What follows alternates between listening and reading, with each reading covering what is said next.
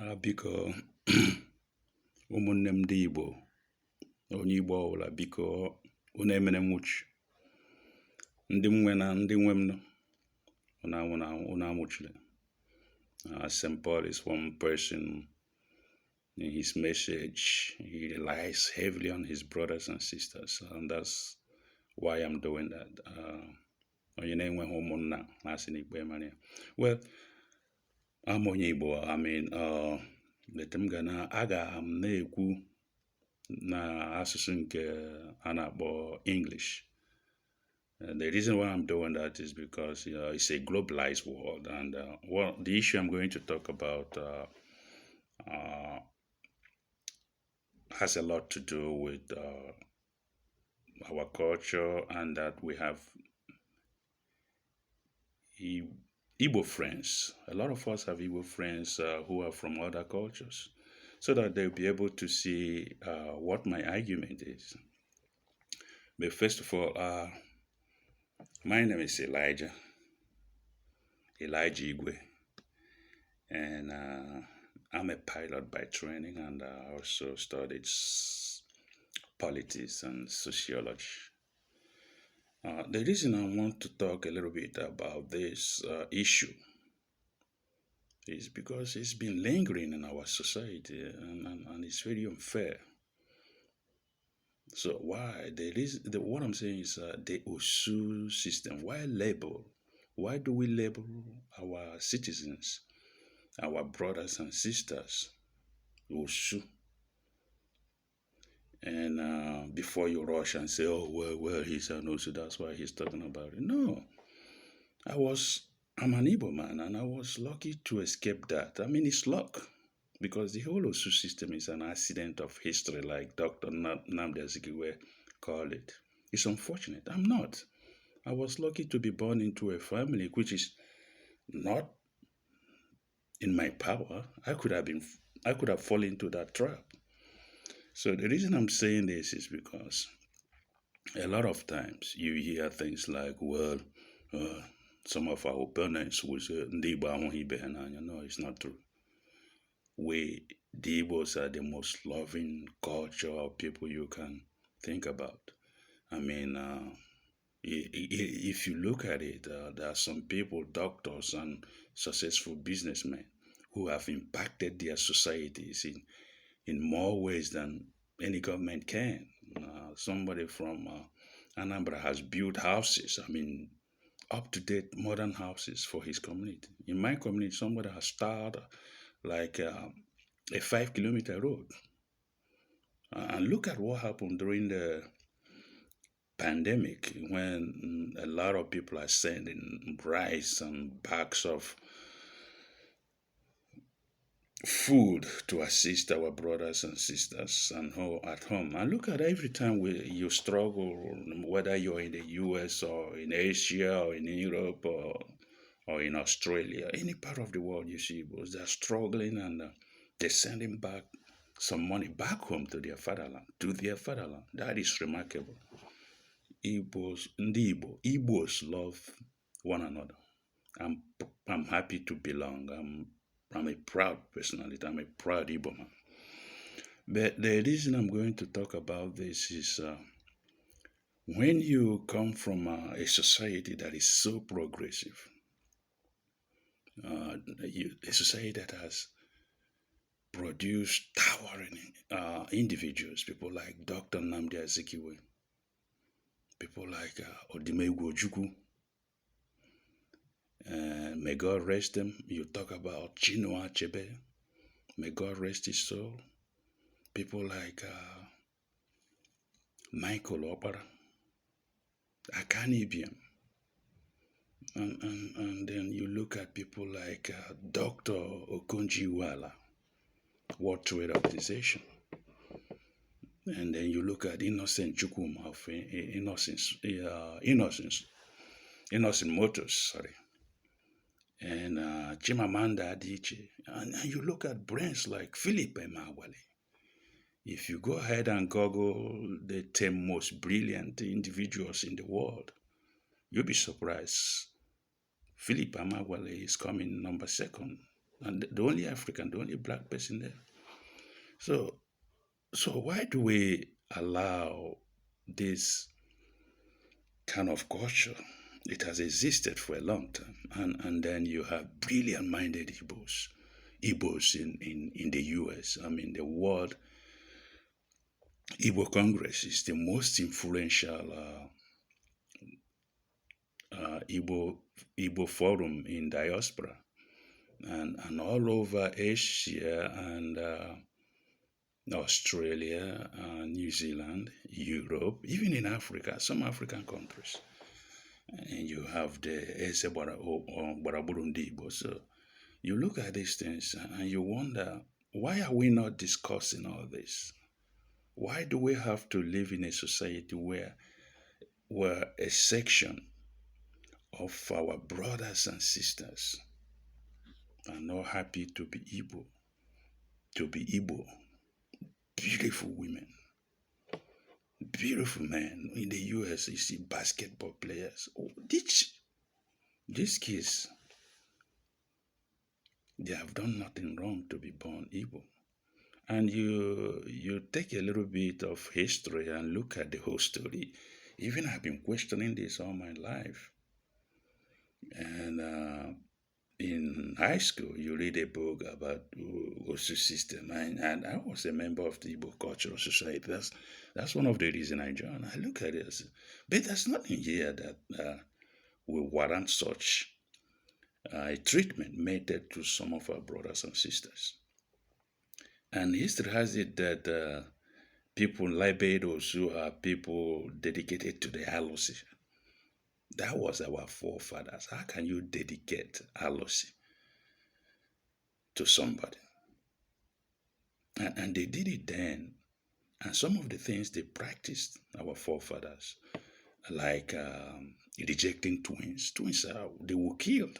And no families that lost a lot of their twins because of this evil practice. And also, you look at chasing somebody into an evil forest to be eaten by snakes or by wild animals. We have stopped all that.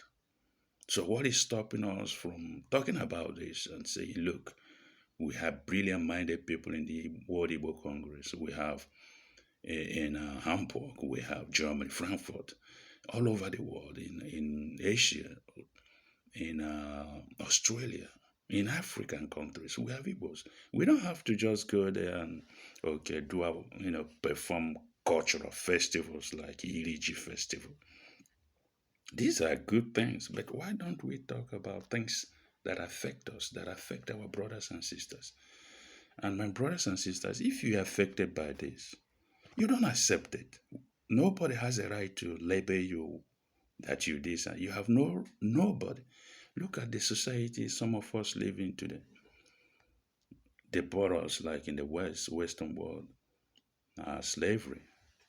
We were traded as slaves, and up to now, the fight is going on in America about equality and human rights, because they are in the U.S. and all over the world. They accept.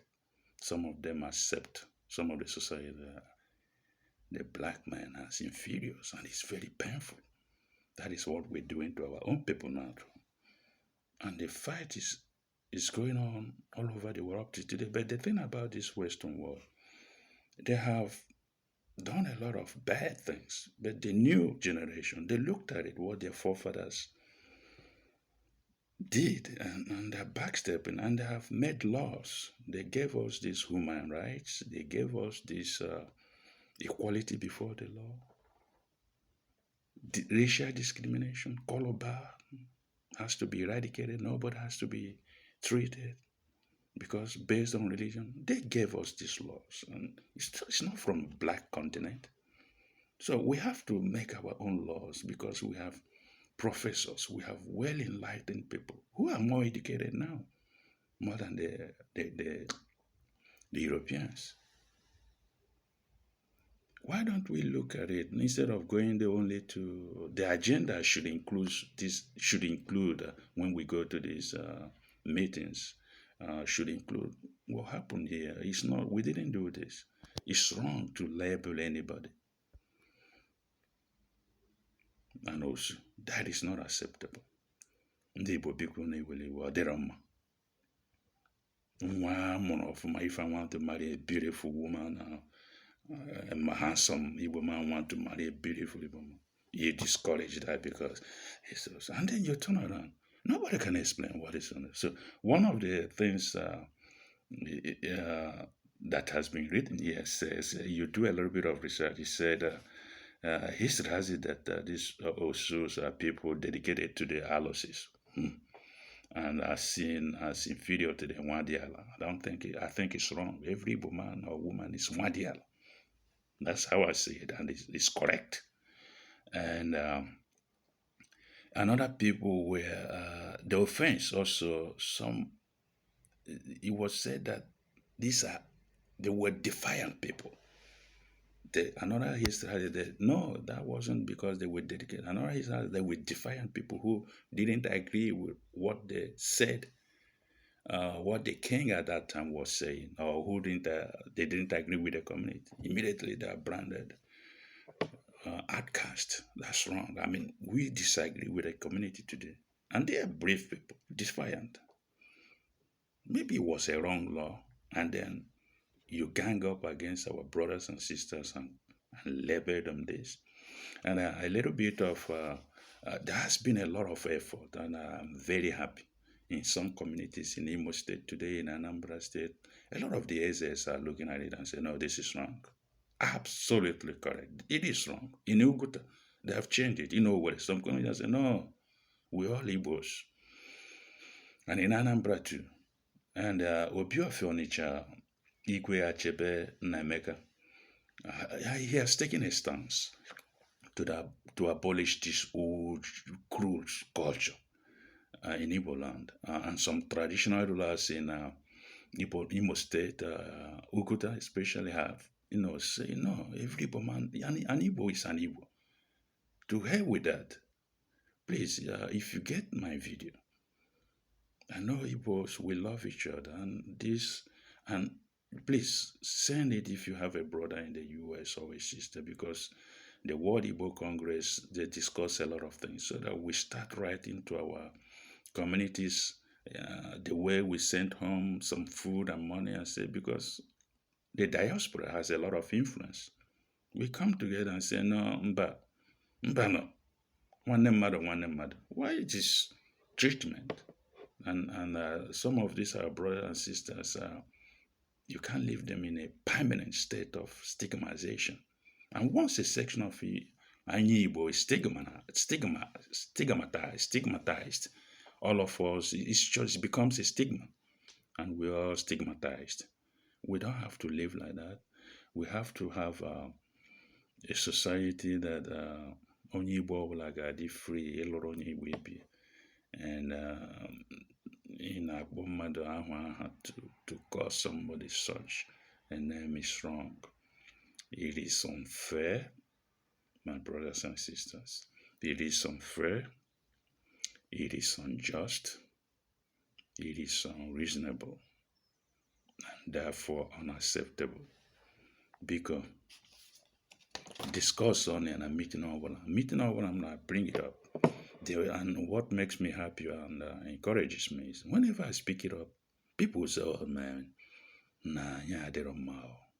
Everybody, it doesn't have to be a whisper. Yes, we're whispering that it's not good, but it's about time we stand up and take a stand on it. Abolishing this system will restore the dignity of human beings. It will promote peaceful relationship and reduce conflicts in our society. Because onye nwetara video sendara ya nwanne ya wuru onye Igbo. Ọ m kwuru ya ga-echi ime m attack, you can, but omegbu mmadụ aka m akwụ ụkwụ ya. Why would we leave our brothers and sisters? Onye amụrụ otu ejiri mụọ m gị na you put a label na ihe enweghị isi. Osiri. That is wrong. We are Christians. We have studied. We are now more enlightened than our forefathers. We excuse them for that. But you see, anywhere in the world, the system keep evolving. Thus, way of thinking, It has to change. Our forefathers, they've moved on.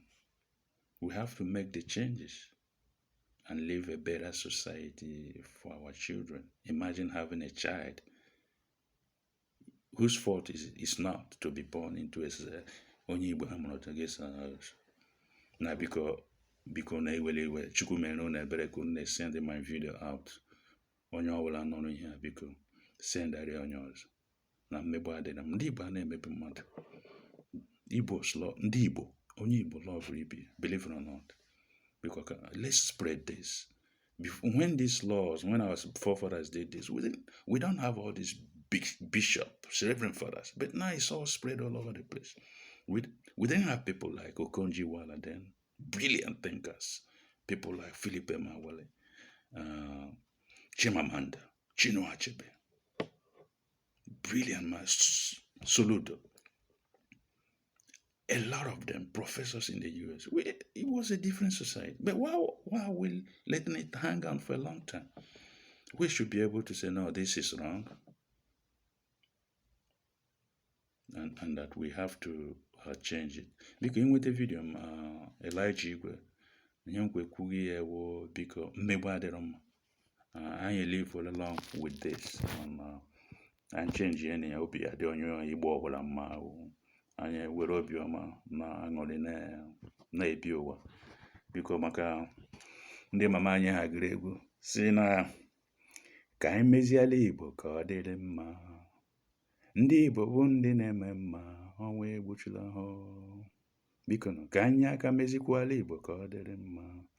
Ndị be anyị bụ ndị na-eme mma, ọnwa egbuchula ha. Biko ọnwa egbuchula unu. Unu emeela. Thank you very much. Thank you very much. Thank you very much indeed. God bless you one by one.